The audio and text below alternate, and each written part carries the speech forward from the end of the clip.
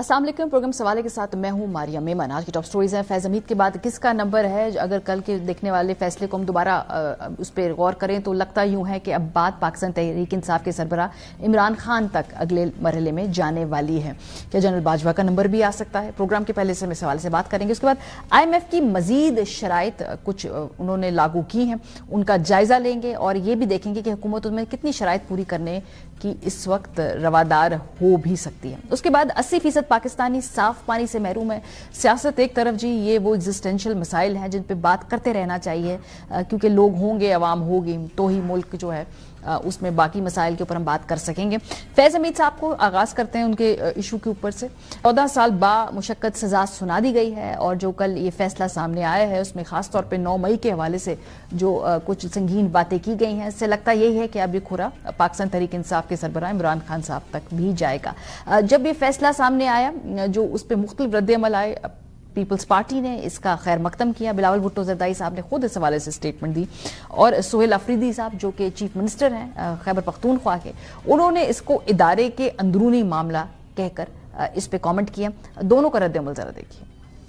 General Faiz साहब को 14 साल सजा आज मिला है। ये एक तारीखी फैसला जरूर है। सियासी जिंदगी में 2 ऐसे लोग जो मैंने खुद अपनी आंखों से देखा है, जो अपने वक्त के फरौन थे। एक तो खान साहब खुद, एक ये जनरल फैज साहब। जिस किस्म की मुदाखलत, जिस किस्म की गैर जिम्मेदाराना काम जनरल फैज साहब कर रहे थे, उम्मीद ये है इस फैसले से, और अगर इस फैसले पे अमल दरामद होता है, ऐसा पैगाम होगा कि इस किस्म की गलतियां मजीद ना किया जाए। फैज हमीद साहब जो है एक इदारे का मुलाजिम था। अगर उस इदारे में जो है उनको किसी बात पर सजा दी गई है तो ये उनका अंदरूनी मामला है, और जब सियासी मामले पर बात होगी तो फिर इंशाल्लाह हम भरपूर जवाब देंगे। ये बात तकवीयत देती है फौज में एक एहतसाब का और डिसिप्लिन को वायलेट करने वालों के खिलाफ एक्शन का एक बड़ा मजबूत निज़ाम जो है वो मौजूद है। फैज हमीद साहब जो है वो सरकारी और अस्करी हैसियत को जिस तरह से इस्तेमाल करते थे, उसकी शायद उनसे पहले कोई मिसाल नहीं मिलती।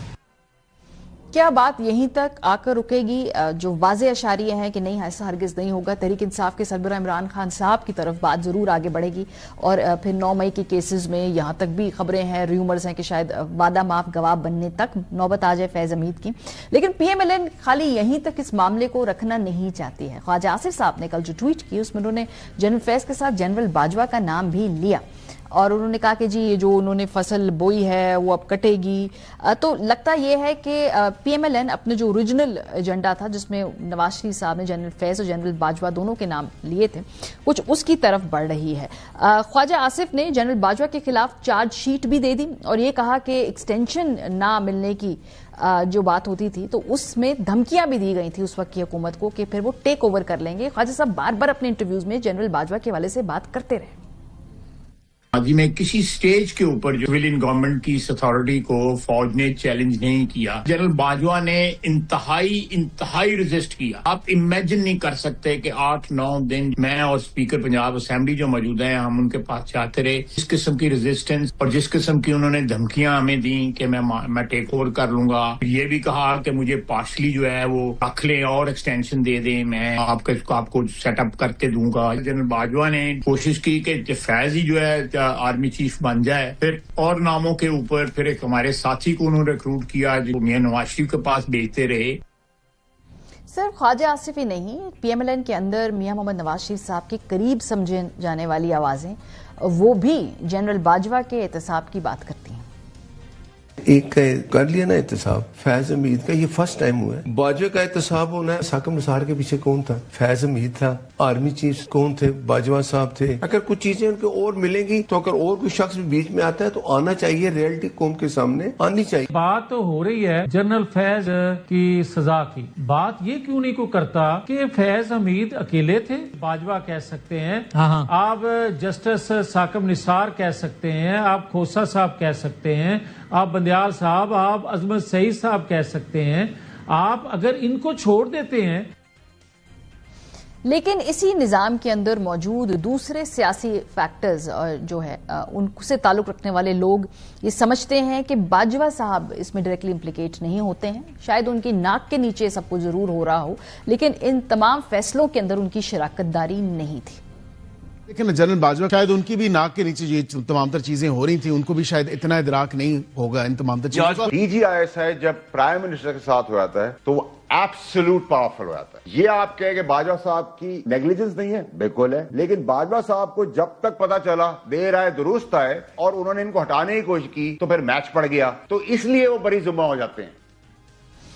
ماضی کے اندر حکومت کے خلاف جب تحریک انصاف کی پرائم منسٹر عمران خان صاحب تھے تو جب موومنٹ چلی تو اس وقت مولانا فضل الرحمان صاحب اور PDM کے جو دوسرے کردار تھے وہ بار بار باجوہ صاحب کے کردار کے حوالے سے بات کرتے رہے ہیں. باجوہ جنرل فیض آپ سے رابطے میں تھے جب یہ لوگ ٹوٹ کے PTI سے اور MKM اور باپ پارٹی؟ حضرت وہ بالکل رابطے میں تھے اور ان کی موجودگی میں سب کو بلایا گیا اور سب کے سامنے ان سے کہا گیا کہ آپ نے یہ اس طرح کرنا ہے اور اس طرح کرنا ہے. سب کون تھے وہ؟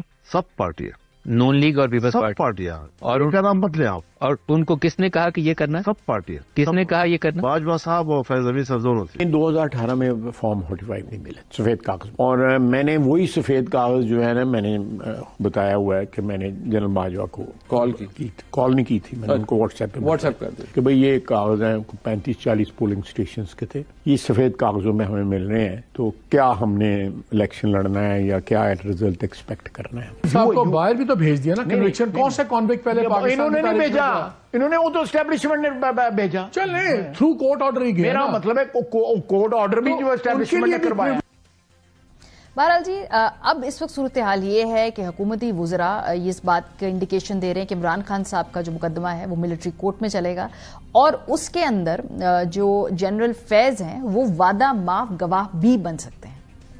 فیض حمید اب عمران خان صاحب کے خلاف 9 مئی سمیت گواہی بھی دیں گے اور ایویڈنس بھی دے رہے ہیں، تو اس کے بعد 9 مئی کے کیس کے اندر نفی ہو جائیں گے، شکنجہ عمران خان صاحب کے ارد گرد آ جائے گا. سزا کے بعد ہو سکتا ہے کہ جنرل فیض جو ہے وہ خود ہی اپنی ٹیل ٹیل کرے اور وہ وعدہ معاف گواہ بننے 14 سال کے بعد معاملہ 14 سال کے بعد نہیں، اسی دوران ہی. اگر فیض حمید صاحب کے خلاف یہ کیس چلا کہ وہ سیاسی سرگرمیوں میں ملوث تھے تو ان کے ساتھ جو لوگ ملوث پائے جائیں گے ان کا بھی ان کے ساتھ ہی ٹرائل ہوگا. وہ ملٹری کورٹ میں چل رہا ہے، فیلڈ کورٹ مارشل، تو پھر عمران کا کیس بھی فیلڈ کورٹ مارشل وہیں پہ چلے گا. پروگرام کے پہلے سے ہمارے ساتھ موجود ہے بیرسٹر کیل ملک صاحب، وزیر مملکت برائے قانون و انصاف، شوکت یوسف زئی صاحب، رہنما پاکستان تحریک انصاف کے. بہت شکریہ آپ دونوں کا. بیرسٹر صاحب آپ سے آغاز کرتے ہیں. ابھی کل جو جنرل فیض کے حوالے سے فیصلہ سامنے آیا ہے، اس سے آگے ابھی اگر تھوڑے سے ایکشنیبل سٹیپس کے اوپر بات کر لیں کہ کیا حکومت پاکستان کو اس حوالے سے کوئی خبر ہے کہ ان کو کسی مخصوص جیل کے اندر منتقل کیا جائے گا؟ کیا کوئی مخصوص جیل بنائی گئی ہے اس مقصد کے لیے یا ان کو اڈیالہ جیل بھیجا جائے گا؟ اس سے آگے ابھی کیا معلومات ہیں آپ لوگوں کے پاس؟ بسم اللہ الرحمن الرحیم. بہت بہت شکریہ ماریہ صاحبہ. بات یہ ہے کہ ایک تو کل کا جو فیصلہ ہے وہ ایک تاریخی فیصلہ ہے. دس از انپریسیڈنٹڈ. پاکستان کی ہسٹری میں اگر آپ دیکھیں تو میں نہیں سمجھتا کہ اتنے ہائی رینکنگ آفیشل کو جو ہے اس کا کورٹ مارشل کیا ہو اور اس کو اکاؤنٹیبل کیا ہو. تو ادارے نے تو خود احتسابی کا جو سارا عمل ہے وہ آپ کے سامنے ہے، which is actually breath of fresh air کہ الحمدللہ اب سب اداروں کو اپنے اندر جو ہے وہ احتساب کرنے کی ضرورت ہے اور آغاز جو ہے وہ افواج پاکستان نے کیا ہے. ہیونگ سیڈ دیٹ بالکل جو 14 سال سزا ہوئی ہے اس کے بعد ظاہری بات ہے انہوں نے کسٹڈی میں ہی وہ 14 سال گزارنے ہیں، but this is just tip of the ice برگ. کیونکہ اس کے ساتھ ساتھ آگے جو ISPR کی جو اسٹیٹمنٹ تھی اس میں اگر آپ نے تھوڑا غور کیا ہو تو 9 مئی کے حوالے سے اور دیگر چیزوں کے حوالے سے it's an ongoing process. ان کی کسٹڈی کے حوالے سے جو بات کریں تو اس کی ظاہری بات ہے جو ایڈمنسٹریشن ہے یا not the physical custody but custody officially in terms of the record and every thing, وہ تو اڈیالہ کے پاس ہی ایکسپیکٹڈ ہے کہ انہی کے پاس ہی ہوگی، اڈیالہ جیل کی ایڈمنسٹریشن کے پاس. لیکن وہ کسی اور پریمیسز کو بھی سب جیل ڈکلیئر کر سکتے ہیں اینڈ آف کورس اس چیز کو بھی دیکھا جائے گا کیونکہ ادارے کا اپنا ایک پرسکرائبڈ پروسیجر ہے اور وہ اس کو فالو کرتے ہیں. اور اس حوالے سے کیونکہ اسٹل ایک جس طرح میں نے کہا آن گوئنگ پروسیس ہے تو اس کے لیے کیونکہ دیگر جو چیزیں ہیں ان کا بھی آگے جو معاملہ چلنا ہے 9 مئی کے حوالے سے یا دیگر جو چیزیں ہیں تو وہ اندر ادارے کے اپنا جو سسٹم ہے احتساب کا اور جوڈیشل پروسیسز کا وہ آگے چلے گا، وہ آگے بڑھے گا. اس لیے ان ویو آف دس اور ان لائٹ آف دس میں سمجھتا ہوں کہ کوئی ایک مخصوص پریمیسز ہوں گے جس کو سبجیکٹ ڈکلیئر کر دیا جائے گا based on my understanding of course. I mean it's not official yet لیکن اس کی جو ایڈمنسٹریشن ہے اور آفیشیل جو کسٹڈی ہے وہ اڈیالہ ایڈمنسٹریشن کے پاس ہی ہوگی فار دا ریکارڈ کیپنگ. صحیح. یوسف زئی صاحب، یہ جو بار بار 9 مئی کا ذکر کریں بیرسٹر عقیل صاحب، اور کل جو فیصلہ آیا اس کے اندر بھی اس کا ہنٹ دیا جا رہا ہے، جو 9 مئی کا کنیکشن پاکستان تحریک انصاف کا جنرل فیض کے ساتھ بنایا جاتا ہے. اب کل کی سزا کے بعد تو یہ ذرا آپ لوگوں کے لیے مزید مشکل ہو جائے گا، کیونکہ اگر ادارے نے اپنے اندر سے ایک جرنیل کو اس طرح کی سیاسی سرگرمی کے اوپر سزا دی ہے، تو پھر تو اگلی جو ان کے سہولت کار جن کو وہ تحریک انصاف کی طرف ہنٹ کر رہے ہیں ان کے لیے تو اور بھی مجھے لگتا ہے مشکلات بڑھ رہی ہیں. آپ کو تشویش ہے، آپ کو کنسرن ہے آپ لوگوں کو؟ بسم اللہ الرحمن الرحیم. بالکل مجھے کنسرن نہیں ہے، مجھے بالکل تشویش بھی نہیں ہے، اس لیے کہ ایک ادارہ ہے اور بڑے عرصے سے انگلیاں اٹھتی رہی ہیں ہر ادارے کے اوپر، لیکن اگر فوج نے اپنا خود احتسابی نظام بنا لیا ہے تو ٹھیک ہے، یہ ان کا اپنا ادارہ جاتی معاملہ ہے، اچھی بات ہے. بس میرے خیال سے یہ احتساب تو اس ملک کا سب سے بڑا ایشو رہا ہے نا ہمارا. اگر ہم ملک کے اندر اگر احتساب کا عمل فیئر اینڈ فری ہوتا تو آج ملک اتنا ذلیل بھی نہ ہوتا، اتنا مشکل میں بھی نہ پھنستا. یعنی دیکھیں نا، دنیا بھر کے اندر ہم جب بھی کسی اس میں کہ جی پاکستان سب سے لوئسٹ اس پہ ہے، تو کتنے افسوس ہوتا ہے. اتنا پیارا ملک، اتنا زبردست ملک، اور ان کرپٹ لوگوں کی وجہ سے جو ہے ملک کی کہاں سے کہاں پہنچ گیا. تو احتساب صرف یہ نہیں کہ آپ 9 مئی کا بہانہ بنا کے آپ اپنے سیاسی لوگوں سے انتقام لیں، انہوں نے کر دیا ہے، اب سب اپنے آپ کو پیش کریں. اچھا. جن لوگوں کی حکومتیں رہی ہیں 3 4 مرتبہ، ان کو حکومتیں توڑی گئی باقاعدہ کرپشن کے نام پہ. یہ نہیں، اور کس نے توڑی وہ بھی آپ کو پتا ہے کہ ہر 2 سال بعد نواز شریف کی حکومت بھی ٹوٹتی رہی، نواز شریف صاحب کی، اور بینظیر بھٹو صاحبہ کی بھی ہر 2 سال بعد حکومت ٹوٹتی رہی. تو کیوں ٹوٹتی رہی؟ کرپشن کے اوپر. تو اگر کرپشن ہوئی ہے، اس ملک کا ایشو ہے، تو میرے خیال یہ ہے کہ اب 85 سے شروع کر دی جائے. اگر اوپر زیادہ آگے نہیں جا سکتے ہیں تو 85 سے تو کم از کم شروع کر دیا جائے. جن لوگوں نے کرپشن کیا سب کو سزائیں ملنی چاہیے. تو ایسا نہیں ہو سکتا ہے کہ آپ کی باری، ابھی آپ اپر ہینڈ ہیں، آپ کہیں کہ ہم تو بڑے صاف ستھرے ہیں، دودھ کے دھلے ہوئے ہیں، ہم نے تو کچھ بھی نہیں کیا، یہ جو سرے محل بنے، یہ جو میفیئر فلیٹس بنے، یہ تو ہمارے اپنے ہیں. صحیح. تو ایسا نہیں ہو سکتا. جب کرنا ہے پھر سب کا کریں، بالکل کرنا ہونا چاہیے. ملک کا ایشو ہی احتساب ہے. اس ملک کے اندر بے تحاشا وسائل ہے، لیکن جو بھی آیا سب نے لوٹ مار کی ہے. تو لوٹ مار کی ہے تو پھر سب یہ جو آپ بات کر رہے ہیں کہ جی اچھی بات ہے، میں تو اس کو اچھی بات سمجھتے ہیں آپ، لیکن یہ تو آپ نے کہا جی ادارے کا اپنا معاملہ ہے، اچھی بات ہے، احتساب ہو، اوروں کا بھی احتساب ہو، لیکن جو کل کا فیصلہ آیا ہے اور جو حکومتی آپ پریس کانفرنسز دیکھ رہے ہیں اور انٹینٹ دیکھ رہے ہیں، جو 9 مئی کا تعلق بنایا گیا ہے جنرل فیض کا اور PTI کا، اس کو آگے جا کر کہہ رہے ہیں کہ اس میں مزید ابھی شواہد سامنے آنے ہیں. تو یہ فیصلہ اگر اچھا ہے تو یہ آپ لوگوں کو بھی رگڑ رہا ہے اس فیصلے کے اندر. اس کے ایک تو یہ بات ہے کہ دیکھیں، ایک تو پہلی بات یہ ہے کہ یہ انتہائی نالائق لوگ ہیں نا. کہتے ہیں نا پہلے تو یہ کہ پڑھے لکھے نہیں ہیں، پھر کوشش بھی نہیں کرتے نا. مسئلہ یہ ہے کہ ایک فیصلہ آیا، اس کو متنازع بنانے کی کوشش ہو رہی ہے کہ جی دیکھیں اس کا لنک یہاں سے مل رہا ہے. تو وہ تو لوگوں کو پہلے ہی سمجھ آ جاتی ہے کہ اچھا یہ مل رہا ہے اس لیے کر رہے ہیں. تو یہ متنازع نہ بنائے چیزوں کو. وہ ادارہ جاتی فیصلے ان کو، فوج اپنا ادارہ ہے، وہ اگر کرتا ہے اچھی بات ہے، میں تو سمجھتا ہوں کہ اچھی بات ہے. اور لیکن یہ کہ آپ سیاسی لوگوں کا احتساب کرتے ہیں تو 85 سے شروع کریں، بسم اللہ کریں، 85 سے شروع کریں. کیا یہ جو باقی لوگوں نے یہ جو اتنے بڑے بڑے کارنامے انجام دیے تو یہ بغیر کرپشن کے کیے انہوں نے. اور سب سے زیادہ انگلی تو PMLN کے اوپر اٹھتی ہے کرپشن پہ، اور اس پہ پیپلز پارٹی، کیونکہ زیادہ حکومت میں یہ رہے. تو اگر کرنا ہے تو پھر تو سب کی کریں. ٹھیک ہے، ایسا تو نہیں ہو سکتا ہے کہ آپ انتخاب کریں. 2 مختلف طریقے سے میں نے آپ سے پوچھا کہ بھائی اس میں چونکہ آپ کو ڈائریکٹلی امپلیکیٹ کیا جا رہا ہے تو آپ کو پریشانی تو نہیں. آپ نے کہا نہیں پریشانی، آپ نے کہا اس کے احتساب کے دائرے کو مزید بڑھائیں. بیرسٹر صاحب پہلے تو آپ نے کوئی جواب اگر اس کا دینا ہے وہ کرے، پھر میں نے باجوہ صاحب کے حوالے سے سوال پوچھا. میں بالکل اس پہ جانے سے پہلے میری گزارش ہوگی کہ بساط احترام یوسف زئی صاحب، آپ کو قوم کو گمراہ نہیں کرنا چاہیے. کرپشنز پہ یا کرپشن کے الزامات پہ حکومتیں نہیں ٹوٹیں. حکومتیں اس وقت ٹوٹیں جب ایک ملٹری ڈکٹیٹر نے مارشل لا لگایا اور ایک الیکٹڈ وزیر اعظم کو گھر بھیجا. 1999 کی یہ میں بات کر رہا ہوں. اس کے بعد آپ آگے آ جائیں، پھر اس کے بعد آپ دیکھیں جو حالیہ ایک ایگزامپل ہے وہ میں آپ کے ساتھ ڈیفینیٹلی شیئر کر دیتا ہوں.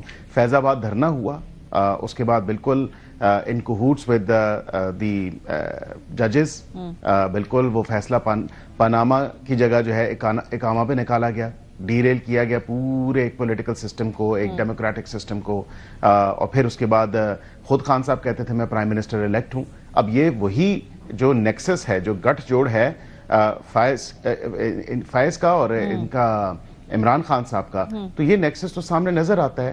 انہوں نے تو اب آپ جتنا کہہ لیں کہ ادارے کا اپنا عمل ہے، بالکل ادارہ یہ کر سکتا ہے، ادارے کا اپنا کام ہے، باقیوں کو بھی کرنا چاہیے، بہت خوش آئند بات ہے، بالکل ادارے کو کرنا چاہیے، دیگر اداروں کو بھی کرنا چاہیے، لیکن یہ بات یہ مت کہیں، عوام کو گمراہ مت کریں. جو نیکسس پولیٹیکل نیکسس جو اوور اینڈ ابو جا کے ماریا ریکارڈ کی درستگی کے لیے نہیں، مجھے اگر اجازت دیں ختم کر لوں، پھر بے شک آپ رسپونڈ کر دیجیے گا. عقیل ملک صاحب میرے عقیل ملک صاحب میرے بڑے قابل احترام ہیں، میں ریکارڈ کی درستگی کے لیے بتا رہا ہوں. میں اگر ختم کر لوں، مجھے ماریہ صاحبہ اگر اجازت ہو، میں صرف 2 ایک سیکنڈ وہ ملک صاحب مکمل کر لیں، پھر یوسف زئی آپ جواب دے دیجیے گا. جی ملک صاحب. بالکل آپ جواب دیجیے گا. دیکھیں اس کے بعد ہوا کیا کہ ہوا یہ کہ ادارے کا آپ یہ کہتے ہیں تو معذرت کے ساتھ اس ادارے میں جو ایک پولیٹیکل انجینئرنگ اس ادارے کے ایک فرد نے کی، جو اب جس کو سزا ہو چکی ہے آن آل 4 counts، تو یہ چیزیں آپ نے دیکھی ہیں. اور اس کے ساتھ ساتھ May 9th کی اسپیسیفکلی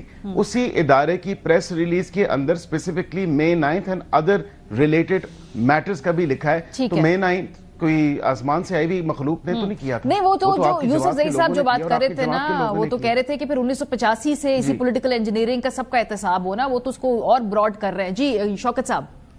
نہیں، میں ماریہ ایک چیز بتانا چاہتا ہوں میرے بھائی کی ریکارڈ درستگی کے لیے. انہوں نے کہا کہ نہیں، وہ جو حکومتیں کرپشن پہ نہیں گرائے گی، وہ تو ملٹری ڈکٹیٹرشپ کی وجہ سے گری ہے. دیکھیں میں یہ کہہ رہا ہوں کہ جس نے بھی کیا ہے، چاہے آج کیا ہے، پہلے کیا ہے، کوئی اس دنیا میں ہے نہیں ہے، لیکن ایک لائن ڈرا ہو گئی ہے نا. صحیح. اگر لائن ڈرا ہو گئی ہے تو سب کو اس احتساب کے کٹہرے میں آنا چاہیے. اور اس کی ریکارڈ کی درستگی کے لیے ہمیشہ جو حکومت ختم کی گئی وہ کرپشن پر ہی ختم کی گئی. آپ دیکھیں جب بھی استعمال ہوتا تھا تو ریزن کرپشن ہی دیا جاتا تھا، لیکن جو ریکارڈ کی درستگی کے لیے میں بتا رہا ہوں نا کہ جب بھی حکومت ختم ہوتی تھی تو وہ کرپشن کے اوپر ہی ختم ہوتی تھی. دیکھیں ہر دفعہ ملٹری ڈکٹیٹر نہیں آیا ہے. آپ نے دیکھا کہ غلام اسحاق خان نے بھی حکومت توڑی، ہمارے جو تھے اپنے لغاری صاحب نے بھی حکومت توڑی اور کرپشن پر ہی توڑی. تو میرا خیال یہ کہ دیکھیں چیزیں ایسی ہیں کہ کرپشن ہوئی ہے نا اس ملک میں. اچھا، اگر نہ ہوتی تو کیوں ٹوٹتی حکومت؟ نہیں، ویری انٹرسٹنگ. میں بڑا بالکل ٹھیک ہے، سب کے احتساب والی بات پہ میں آپ سے اگری کرتی ہوں. میں بار بار آپ کو کل کی ججمنٹ کے حوالے سے بات کر رہی ہوں. آپ ذرا اس کو نیٹ کو بہت ہی وائڈلی کاسٹ کر رہے ہیں. آپ کہہ رہے ہیں جی کہ کرپشن کے اوپر بھی سب احتساب ہو. میں واپس آتی ہوں ملک صاحب آپ کی طرف باجوہ صاحب کے حوالے سے، کیونکہ نواز شریف صاحب اور آپ کی قیادت ماضی میں کئی مرتبہ کہہ چکی ہے کہ باجوہ اور فیض نیکسس تھا جس کی بدولت یہ سب کچھ ہوا. باجوہ صاحب کے حوالے سے کیا اب آگے کوئی نیت ہے وفاقی حکومت کی کہ بھئی وہ کچھ ادھر انویسٹیگیشن ہو یا ان سے بھی سوال جواب ہو، ان سے بھی پوچھ گچھ ہو؟ دیکھیں نہیں، میں سمجھتا ہوں کہ یہ کام ادارے کا ہے اور ادارے کے وہ ایک آفیسر رہے ہیں. اب انہوں نے آئین تو نہیں توڑا یا ہولڈنگ دا کانسٹیٹیوشن ان ابینس، کیونکہ آپ مماثلت جو ہے وہ شاید جنرل پرویز مشرف مرحوم کے ساتھ کر رہی ہیں، کیونکہ ان کا جو تمام تر معاملہ آرٹیکل 6 والا تھا، یہ سچویشن وہاں پہ نہیں ہے.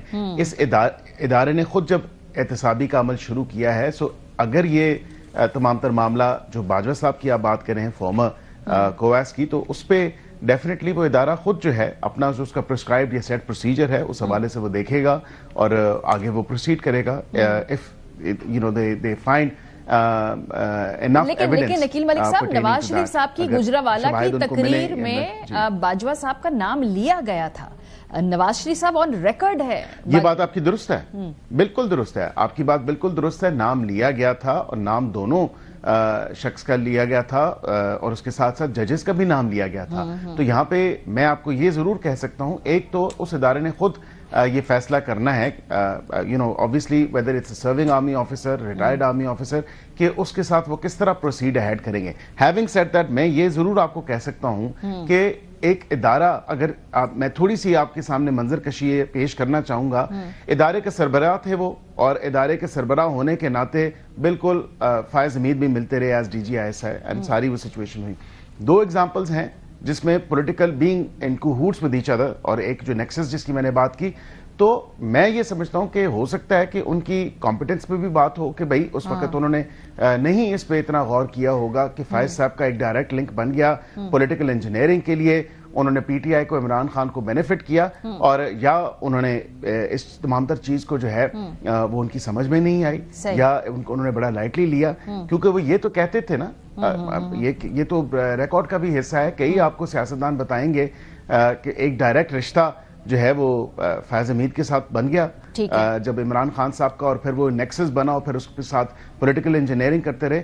تو یہ ادارے کے سربراہ جو ہے obviously میں یہ سمجھتا ہوں کہ ایک تو سزا جو جس لیول کی دی گئی ہے فائز حمید صاحب کو, وہ this in itself speaks volume کہ اتنی سخت سزا دی گئی ہے اور وہ تمام تر چیزیں پروفڈ ہیں.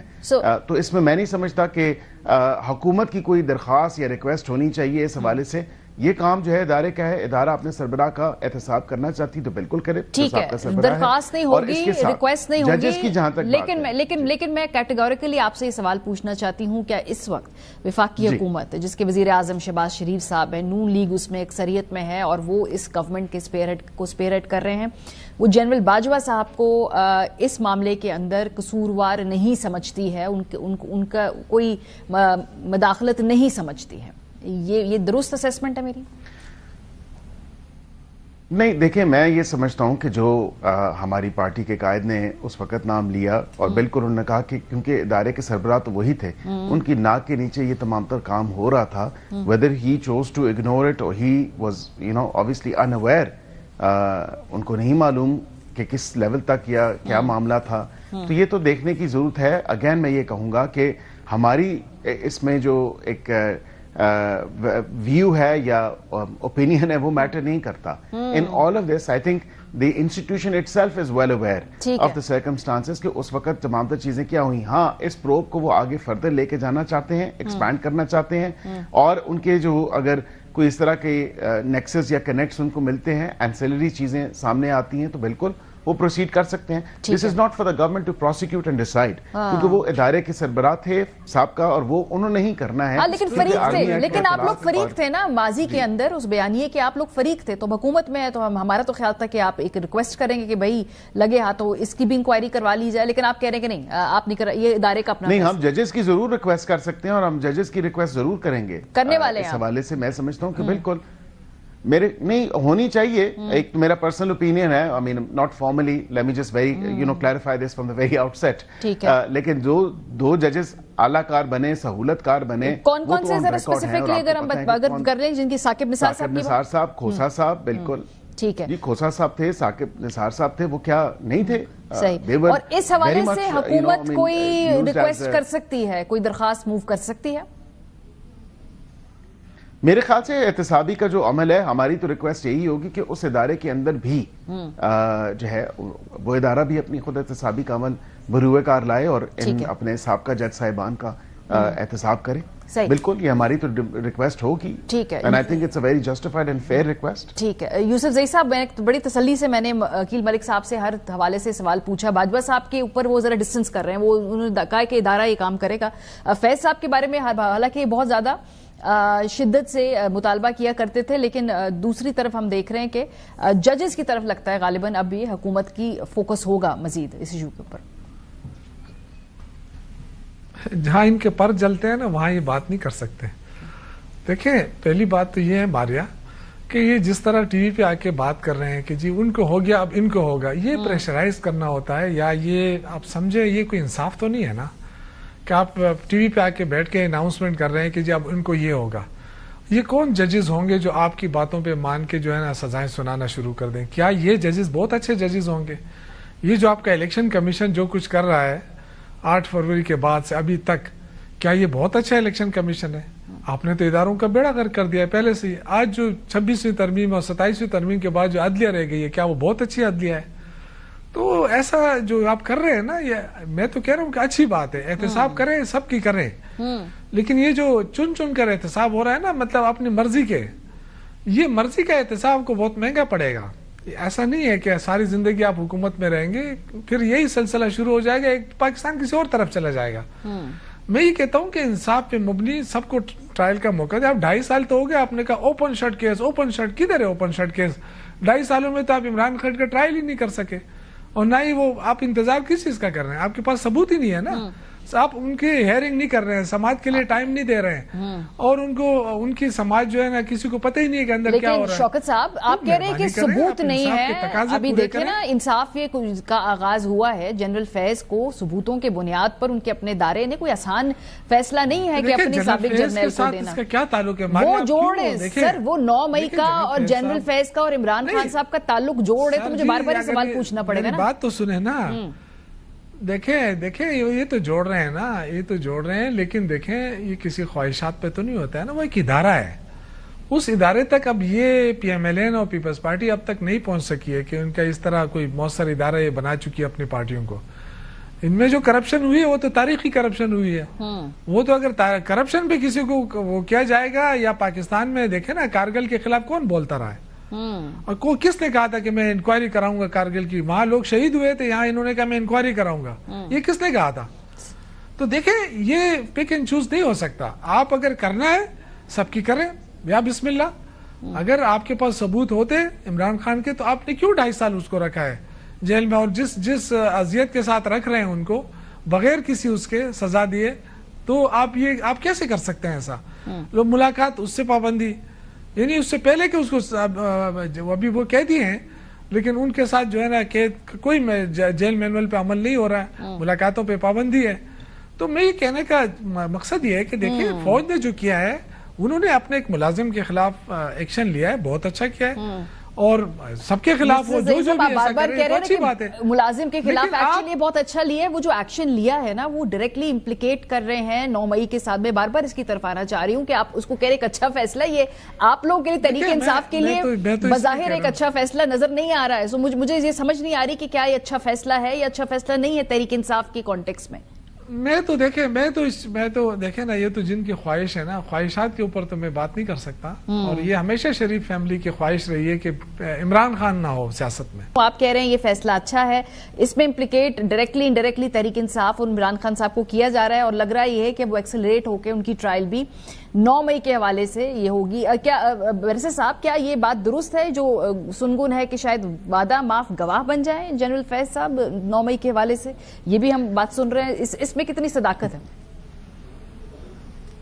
देखिए, बिल्कुल, एक तो जब उनको सज़ा हुई है, और जिस तरह मैंने कहा कि 14 साल की सज़ा है, और उसके साथ जो पेंडिंग 2-3 मामलात और हैं, जिसका ISPR साहब की स्टेटमेंट जो प्रेस रिलीज है उसमें भी जिक्र है।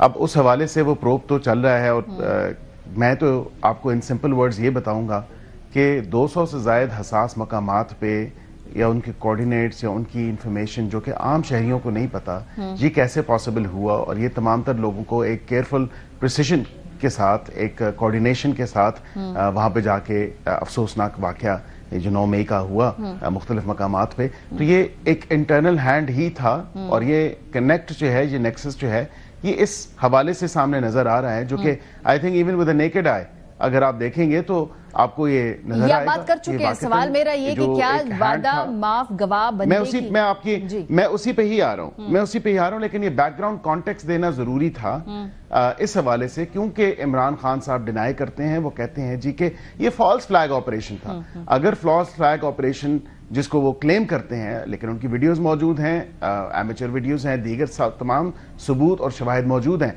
अब आ गया आपका सवाल और उसका जवाब। मैं ये समझता हूं कि इस सजा के बाद और फर्दर जो एक इन्वेस्टिगेशन प्रोसेस ऑन गोइंग है, जो प्रोब हो रहा है 9 मई के हवाले से या दीगर चीजों के हवाले से, वो अपनी टेल टेल खुद करेंगे। ये मेरा बिलीफ है इस तमाम तर मामले के हवाले से, because there is nothing that he would probably want to hide now, और वो अपनी जबान से ही तमाम तर मामला हो सकता है, और ये ऐन मुमकिन है वो बता दें 9 मई के हवाले से और दीगर चीजों के हवाले से, کیونکہ یہ 4 کاؤنٹس تو دیکھیں نا پروو ہو گئی, مس یوز آف اتھارٹی, اس کے ساتھ ساتھ آپ کی پولیٹیکل ایکٹیویٹی, جو نیکسس, جو دیگر چیزیں ہیں, یہ تو سامنے آ چکی ہیں نا. اس پہ تو ہی از بین پروون گلٹی. تو اس پہ اگر وہ اپنی ٹیل ٹیل کرتے ہیں اور اپنا وعدہ معاف گواہ بننے والے جو بات ہے, یا سلطانی گواہ بننے والی جو بات ہے, وہ عین ممکن ہے, ہو سکتا ہے وہ ہو بالکل پرٹیننگ ٹو 9 مئی کے جو معاملات ہیں اس حوالے سے. بہت شکریہ بیرسٹر عقیل ملک صاحب. شوکت یوسفزئی صاحب پروگرام کے حصے میں ساتھ موجود تھے. بریک کے جب واپس آئیں گے تو IMF نے چند اور کڑی شرائط عائد کی ہیں پاکستان کے پروگرام کے حوالے سے, وہ کیا ہیں اس پہ بات کریں گے. بریک کے بعد ہمارے ساتھ رہیے.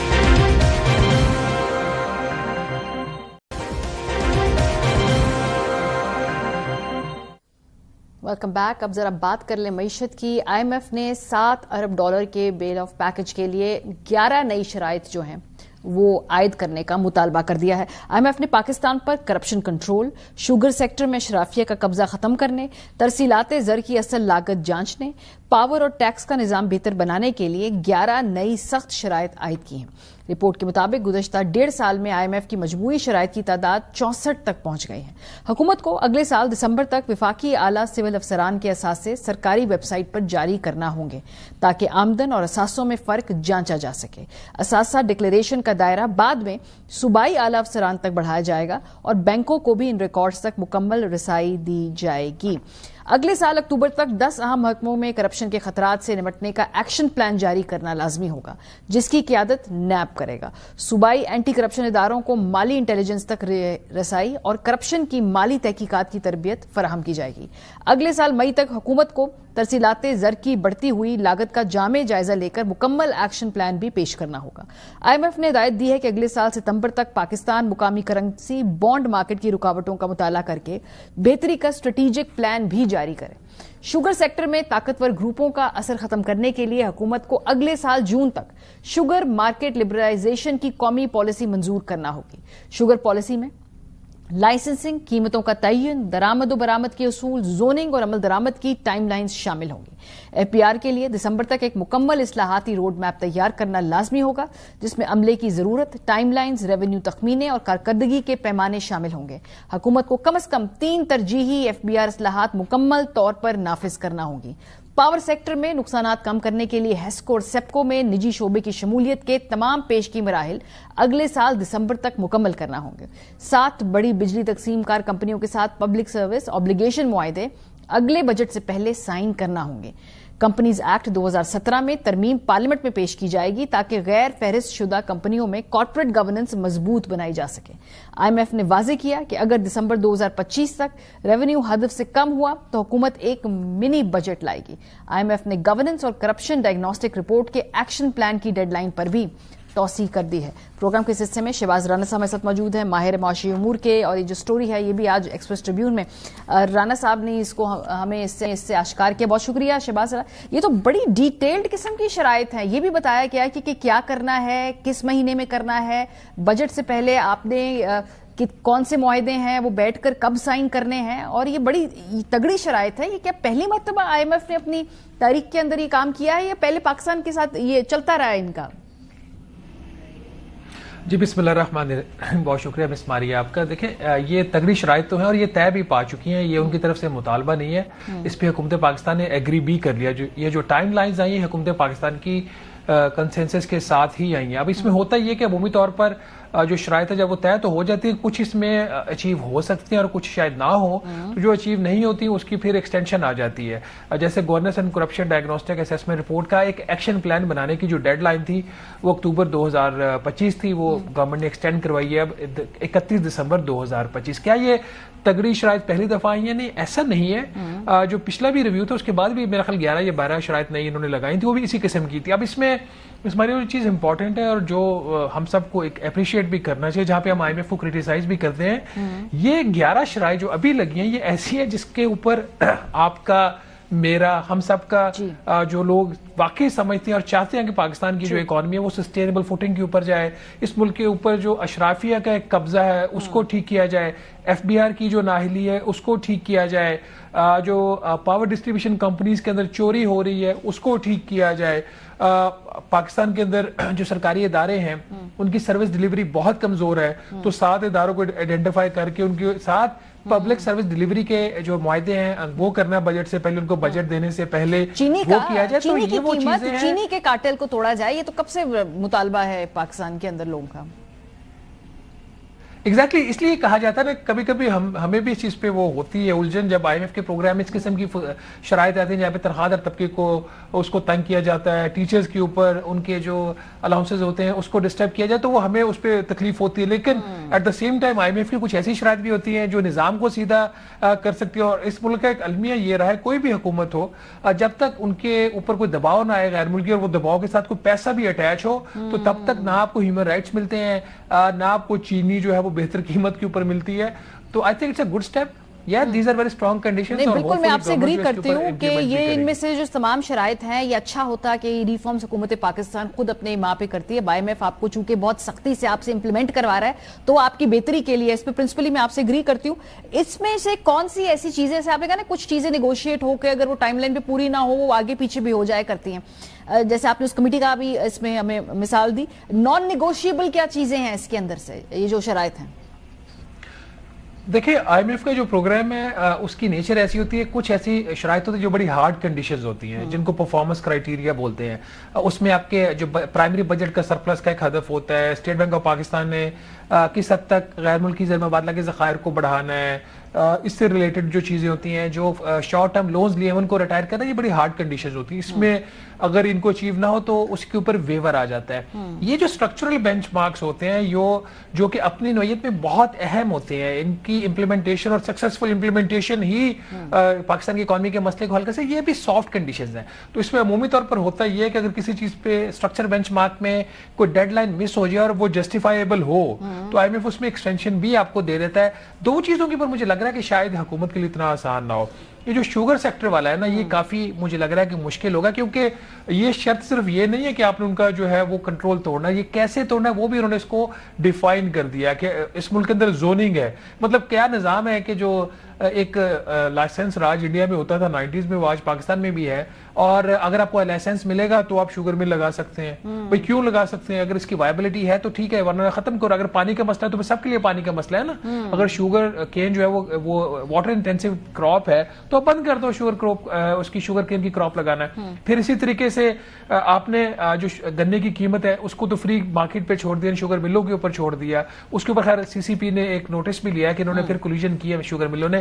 لیکن شوگر کین سے جو اس کی پروڈکٹ مین بن رہی ہے جو چینی ہے اس کی آپ ایکسپورٹ نہیں کر سکتے، آپ اس کی امپورٹ بھی نہیں کر سکتے. پھر اس کے اوپر آپ نے کیوں کنٹرول کیا ہوا ہے؟ تو اس قسم کی جو چیزیں ہیں، اور پھر اس کے ساتھ یہ جو 10 اداروں کو آئیڈینٹیفائی کرنا جو جہاں پہ سیویئر کرپشن کے چانسز ہیں، سیویئر کرپشن لفظ استعمال ہوا ہے، ان کو آئیڈینٹیفائی کرنا، ان کے لیے ایکشن پلان بنانا، اس میں ٹائم لگ سکتا ہے کیونکہ جن اداروں میں زیادہ کرپشن پائی جاتی ہے وہ غالباً ہوتے بھی بڑے طاقتور ہیں. تو اس لیے پاکستانی گورنمنٹ نے اوور پرومس تو نہیں کر لیا، اور اگر ان میں سے کچھ شرائط جیسے آپ نے کہا کہ مشکل ہوگا پوری کرنا تو اس سے جو ہماری جو قسط ہے اس کی رقم پہ فرق پڑے گا یا وہ نیگوشیبل ہے، آگے پیچھے ہو سکتا ہے؟ دیکھیے اوور پرومس تو حکومت ہمیشہ کرتی ہے. یہ ایک جو پچھلے دفعہ پرومس ہوا تھا یہ governance and corruption diagnostic assessment report کو جولائی تک پبلش کرنا، وہ ایک اوور پرومس تھا کیوں جس قسم کی اس کی فائنڈنگز آئی یہ ڈرافٹ رپورٹ کی جو ابھی آپ کے سامنے حتمی رپورٹ آئی ہے اس میں بہت ساری چیزیں مائنس ہوئی ہیں اور کنسنٹ آئی ایم ایف کو بھی ماننا پڑا کچھ چیزوں کے اوپر. تو یہاں پہ بھی کچھ اوور کمٹمنٹ ہوتی ہے لیکن یہ اوور ایمبیشیس اب ہوتی ہیں تو کچھ ہو جاتا ہے. جیسے میں نے پہلے کہا یہ سافٹ اس طریقے سے اسٹرکچرل بینچ مارک جو ہوتے ہیں ریلیٹیولی سافٹ ہوتے ہیں. ہاں اگر حکومت اس کی پرواہ نہیں کرتی، کہتے ہیں یہ تو سافٹ ہے ہم نہیں کرتے، تو پھر اس میں سے کوئی چیز پرائر ایکشن بھی بن جاتی ہے. جیسے کہ یہ کرپشن والی جو رپورٹ تھی جب حکومت نے نہیں چھاپی، اس کو پبلک نہیں کیا جولائی تک، تو آئی ایم ایف نے اس کو پرائر ایکشن بنا دیا کہ یہ رپورٹ چھاپو گے تو بورڈ کا اجلاس ہوگا، اس کی آپ کو تاریخ ملے گی اور پھر بورڈ قرضے کی قسط منظور کرے گا. تو اس پہ کچھ ایسی چیزیں جس کے اوپر آئی ایم ایف بہت سیریس ہے. مجھے پرسنلی پتا ہے کہ آئی ایم ایف کافی زیادہ سیریس ہے کچھ چیزوں کے اوپر کروانا، خاص طور پر یہ جو شوگر سیکٹر والی چیز ہے، کرپشن کے جو 10 ادارے ہیں، پھر پبلک سروس ڈیلیوری ہے، ریمیٹنسز والا معاملہ، معاملے کے اوپر IMF کافی سنجیدہ ہے, تو اگر حکومت نے اس میں سے کچھ چیزیں کرنے کی کوشش کی تو اپریشیٹ کریں گے وہ اور ایکنالج بھی کریں گے, لیکن حکومت نے کہیں پہ کوئی ایسی چیز ہے جو کرنے والی ہے, ہو سکتی ہے نہ کی, اور میڈیا بھی پاکستان میں کافی پرو ایکٹیو ہے IMF کے معاملات میں, تو پھر اس میں سے کچھ ایسی چیزیں ہیں جو پرائر کنڈیشن بھی بن سکتے ہیں اگلے ریویو کے لیے. بہت شکریہ شہباز رانا, معاشی امور کے سینئر صحافی, پروگرام کے سلسلے ہمارے ساتھ موجود تھے. بریک پہ جائیں گے, جب ہم واپس آئیں گے تو بات کریں گے کیا ہی وہ ملک ہے پاکستان جس میں 80% لوگوں کے پاس صاف پینے کا پانی نہیں ہے. شاکنگ ہمارے پاس کچھ اس حوالے سے فیکٹس اینڈ فگرز ہیں, بریک کے بعد آپ کے ساتھ شیئر کریں گے. ایشیائی ترقیاتی بینک کی واٹر ڈیولپمنٹ رپورٹ میں انکشاف کیا گیا ہے کہ پاکستان میں 80% آبادی کو پینے کے لیے صاف پانی دستیاب نہیں ہے.